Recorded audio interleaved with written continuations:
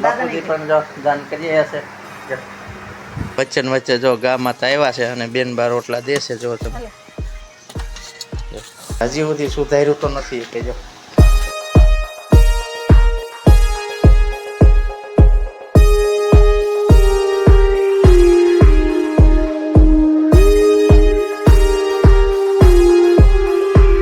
જય માતા જય દ્વારકાધીશ સ્વાગત છે ફરીવાર નવા રેસીપીના વિડીયોમાં. તો આજની રેસીપી આપણે લઈને આવ્યા છીએ ગેહોડાની એટલે કે તુરિયાનું શાક કેવું બને છે. એક નંબર ગામડામાં બસતું સ્વાદિષ્ટ શાક બનશે અને બન્યા રહેજો અમારા વિડીયોમાં. સંપૂર્ણ માહિતી મળશે આ વિડીયોમાં કે ગામડામાં બનતી રેસીપી સ્વાદિષ્ટ શાક કેવું બને છે અને પણ જોઈ શકશો આ વિડીયોમાં. તો ફાઇનલી મિત્રો આપણે લઈ લીધા છે જીવહોડા કેટલા લીધા છે કે આખું જબલું ભરીને તમે જુઓ. હવે આપણે આનું શાક બનાવવાનું છે જાજુ તો મસ્ત ટેસ્ટી શાક બનાવવાનું છે. ને ગામડાના દેશી વાડીના ગેહોડા છે ઓર્ગોનિક ખાતર વિનાના, દવા વિનાના, સ્પેશિયલ દેશી ખાતર વિના એટલે કે યુરિયા ને એવું નહીં, દેશી ખાતરના અને ઓર્ગોનિક. અને જો અમારા ભાણભા બેઠા છે અને શું કરો છો? એકડા કરો છો? સરસ. તો મિત્રો આપણે બન્યા રહેજો વિડીયોમાં. આ ગેહોડાનું શાક એટલે કે તુરિયાનું શાક અમે બનાવવાના છીએ. તો કેવું બને છે શાક અને સંપૂર્ણ માહિતી આ વિડીયોમાં આપશે. ફાઇનલી મિત્રો જીહોડા સુધારવાનો વારો આવી ગયો છે આજ બેનનો, તમે જોઈ શકો છો. ને આ શું કરો? ચાખો કેઠા કરો. તો મિત્રો જો આવી રીતે ચાખીને સુધારે છે, કેમ કે છે ને અમુક ગેહોડા એવા આવે કે કડવા હોય, એટલા માટે કડવું શાક ન થાય એટલા માટે જો ચાખે. મીઠા છે? મીઠા જ હોય ને, કેમ કે હું ગયો તો વાહ. તો મિત્રો આવી રીતે જો ચાખતું જવાનું અને મસ્ત સુધારી નાખશે હમણાં બેન. અને ત્યાં સુધીમાં હું અને બા શું કરે? તો મિત્રો આપણે બકાલું લાવ્યા તો કોથમરી હમી કરીને જો ઢાંકીને મૂકશે ફ્રીજમાં, એટલે કે 2 દિવસ હાલે નહીં બા? હમી કરવી પડે. આમ કચરા વાળી નો રખાય તો આવો કચરો નીકળે એટલે એ વધારે બગાડે. તો આવી રીતે જો સમય કરીને મૂકી દેશે બા. અને ત્યાં સુધીમાં આપણે જઈશું. તમે જો આ બાજુ ઘૂઘરા વણીને મૂક્યા છે ને અમારે આ ચકલીનો કંટાળો, સ્પેશિયલ રોટલી ઘડીને એક મૂકવી પડે. એ રે નકા ઘૂઘરા તોડી નાખે. ઘૂઘરાનો ચાંચું ભરાઈને એ તોડે, એટલા માટે આ રોટલી એકીના માટે કરીને મૂકવી પડે. તો ઘૂઘરા વણાઈ ગયા છે આ બાજુ, અને આ બાજુ જો બા હમી કરી રહ્યા છે કોથમરી. અને તમે તો જોઈ રહ્યા છો બેનબા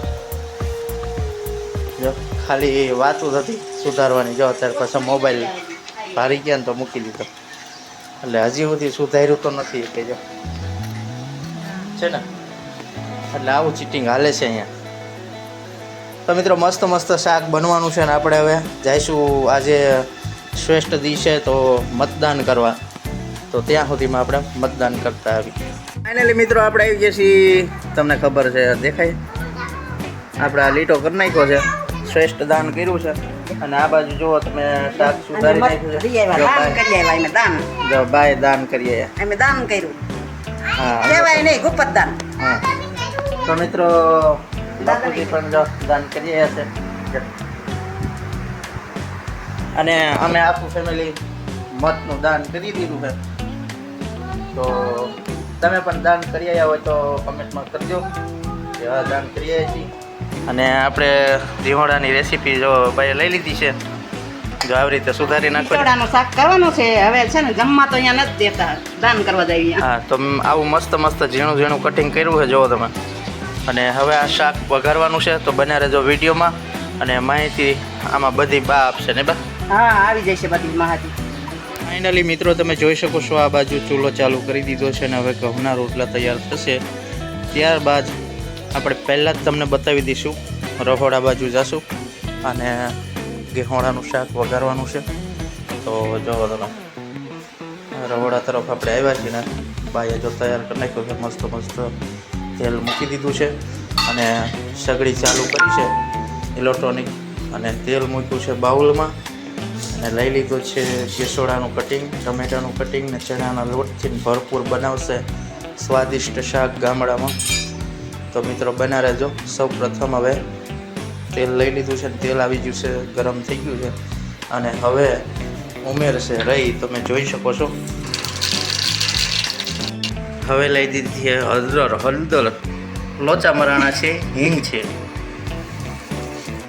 હવે જીરું એડ કરે છે અને હવે મસ્ત મસ્ત ગેહોડા નાખશે.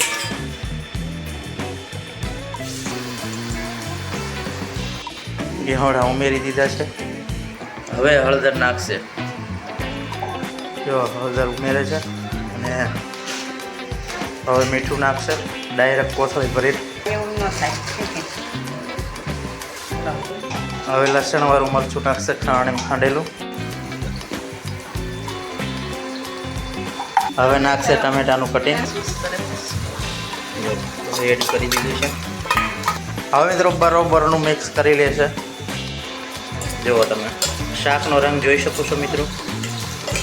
અને બહાર હવે જો પરસેવો લૂઈ રહ્યા છે, કેમ કે આમાં એસી છે નહીં આપણી પાસે. હવે મિત્રો પાણી એડ કરશે. સડવા દેવાનું મિત્રો. સડી જાય એટલે જમવા આવી જાય. અને પછી ચણાનો લોટ નાખવાનો. ક્યારે નાખવાનો? સડી જાય એટલે પછી નાખવાનો. તો મિત્રો ચણાના લોટથી મસ્ત મજેદાર સ્વાદિષ્ટ શાક બનાવશે કેસોડાનું, જે હોડાનું. ચૂરિયાનું. તો ચડી જાય પછી બના રહેજો વિડીયોમાં. ચડી જાય પછી આપણે શાકમાં લોટ ભેળવશું ચણાનો. અત્યારે જો આટલું પાણી નાખીને ચડવા મૂક્યું છે. તો જો આ બાજુ બા મસ્ત મસ્ત ઘઉંના રોટલા કરી રહ્યા છે અને ચૂલા ઉપર જોઈ શકો છો. અને ઘઉંના રોટલા છે અને આજનું ગેહોડાનું શાક છે. અને શું મજા પડવાની છે આજે ખાવામાં. ગરમીની ને બા ગરમીની મજા હે. આ છે બાના હાથનું જાદુ. જાદુ એટલે આ જેવી જાદુ. તો મિત્રો તમારે પણ આવું બાના હાથનું જમવું હોય તો તમારે રૂબરૂ મુલાકાત કરવી પડશે, કેમ કે ગામડું છે. ગામડામાં એક સુંદર વાતાવરણ છે. તમે જોઈ શકો છો પંખીડા બેકગ્રાઉન્ડમાં કિલોલ કરી રહ્યા છે. તમને પણ અવાજ સંભળાતો હોય છે. અને આવા કંઈક અમારે મકાન છે. અને જો આવા ખુલ્લા વાતાવરણમાં બા જો ધુમાડા ખાતા જાય છે ને રોટલા કરતા જાય છે. અને આવું કંઈક વાતાવરણ છે ગામનું. અને આવા કંઈક અમારા મકાન પણ છે. જુઓ તમે આ કંઈક ચોખ્ખું વાતાવરણ ગામડાનું. ને અત્યારે છે તડકો ફૂલ પડી રહ્યો છે ને બા જો તડકે રોટલા કરી રહ્યા છે. અને તમે જોઈ શકો છો આ વચ્ચે ને વચ્ચે જો ગામમાં તો આવ્યા છે અને બેન બા રોટલા દેશે. જો તમે આ છે ગાવડીમાં આવ્યા છે. ગરમીનું ખવાય નહીં. તાજા રોટલા પડ્યા. ગા માતા મસ્ત મસ્ત રોટલા જમી રહ્યા છે. તેમને દેવું પડે ને જમવા. આપણે જમીએ છીએ તો આપણા આંગણે પણ આવા ગવત્રીમાં આવતા હોય છે. કાયમ ટાઈમ થાય તો આ ડેલી પણ ખખડાવે છે. અને એમના ભાગનું પણ એ ખાય છે અને આપણે આપણા ભાગનું ખાઈએ છીએ. તો મિત્રો બા બનાવે છે ઘઉંના રોટલા. અને હવે આપણે બતાવશું તમને ગેહોડાનું શાક કેવું બની ગયું છે. શાક જવું પડશે અમારે બનાવવા. જો મિત્રો બાજુ વાવ્યા છે શાક કેટલું ચડ્યું છે. ચડી ગયું બાજુ. થોડીક વાર છે. હવે લોટ ક્યારે નાખવાનો? હમણાં નાખીશ. થોડોક રસો બળી જાય પછી. તો મિત્રો બના રહેજો વિડીયોમાં. હજી લોટ નાખવાનો છે ચણાનો. ફાઇનલી મિત્રો જો જમવાની તૈયારી થઈ ગઈ છે ને મસ્ત મસ્ત ફરતી કોરા આસનિયા પાથળી દીધા છે. અને તમે જોઈ શકો છો કે શાક બની ગયું છે મસ્ત મસ્ત રેડી. ગેહોડાનું લોટ નાખીને કમ્પ્લીટ. જુઓ તમે કેવું બન્યું છે મસ્ત. તો આવું હતું કંઈક આજના ગેહોડાનું શાક. અને આ છે બાપુનું શાક છે એટલે કે મોળું. અને જોઈ શકો છો આ શાક બની ગયું છે રેડી. અને ઘડામાં લઈ લીધી છે સાઈઝ. આમાં લઈ લીધું ઠંડુ પાણી. પાણી છે ઠંડુ. અને જો પરિવાર બધો જમવા બેસી ગયા છે બપોરા એટલે કે રોંઢો કરવા. તો મિત્રો તમને કેવો લાગ્યો આજનો અમારો રેસીપીનો વિડીયો? સારો લાગ્યો તો લાઈક શેર અને સબસ્ક્રાઈબ કરતા રહેજો. ફરીવાર મળશું નવા વિડીયો સાથે. ત્યાં સુધી બધાને જય માતાજી, જય દ્વારકાધીશ, હર હર મહાદેવ.